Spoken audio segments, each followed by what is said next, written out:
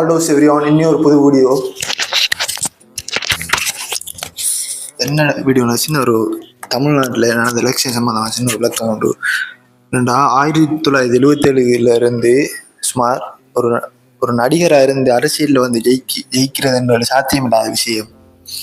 அந்த ரீதியில் 1977 எம்ஜிஆர் புரட்சி தலைவர் அவர்கள் அண்ணா திராவிட முன்னேற்ற கழகம் ஒரு கழகத்தை ஸ்டார்ட் பண்ணி அந்த கட்சி அந்த முதல் தேர்தலில் நிறுத்தி 100க்கும் மேற்பட்ட தொகுதிகளை வென்று ஒரு சிஎம் ஆயினாரு. அதே மாதிரி அதுக்கப்புறம் அந்த நடிகமார் அரசியலுக்கு வந்தியா பல பேர், ஆனால் ஜெயிக்கலை. அதில் எதிர்கட்சி தலைவர் ஆயினார் விஜயகாந்த். அவர் கூட எதிர்கட்சி தலைவராக தான் வெல்ல முடிஞ்சிச்சு. அவரால் முதல் தேர்தலில் ஒரு சீட்டு மட்டும் தான் வெல்ல முடிஞ்சதை தவிர பெரிய ஒரு மாபெரும் வெற்றி அவர் பெற்று முதலமைச்சர் ஆகலை.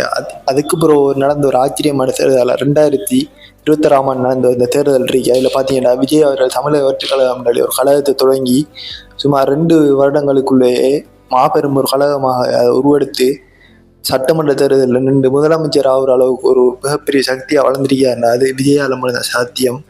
சுமார் 100க்கும் மேற்பட்ட தொகுதிகளை வென்றிருக்காரு. அறுதி பெரும்பான்மையை எடுத்து சுமார் 118 சீட்டு கிட்ட எடுத்து ஒரு தமிழ்நாடு அசைக்கமான முதலமைச்சர் விஜய் 2026 வராரு. அவர் அந்த வெற்றி பெறுவதற்கு பார்த்தீங்கன்னா பல விஷயம் உத்வேகமாக இருக்கு. அதில் ஒன்று பார்த்தீங்கன்னா அவர் தன்னம்பிக்கையும் திறமையும் தான் முதல் காரணம். அவருக்கு பல பிரச்சனைகளை அழுத்தங்களையும் கொடுத்தாங்க. அவரோட கடைசி படமான ஜனநாயக படத்தை கூட ரிலீஸ் பண்ணாத அளவுக்கு வச்சு செஞ்சாங்க. பல அவதூறுகளை பரப்பினாங்க. அவர் பேசின விஷயங்களை கூட வச்சு அவதூறுகளை பரப்பினா. ஆனால் எதுவும் அவர் கணக்கெடுக்காம எல்லாத்தையும் தோண்டு போகாமல் எல்லாத்தையும் உடைச்சறிஞ்சு ஒரு பெரிய ஒரு சக்தியாக வளர்ந்து வந்திருக்காரு.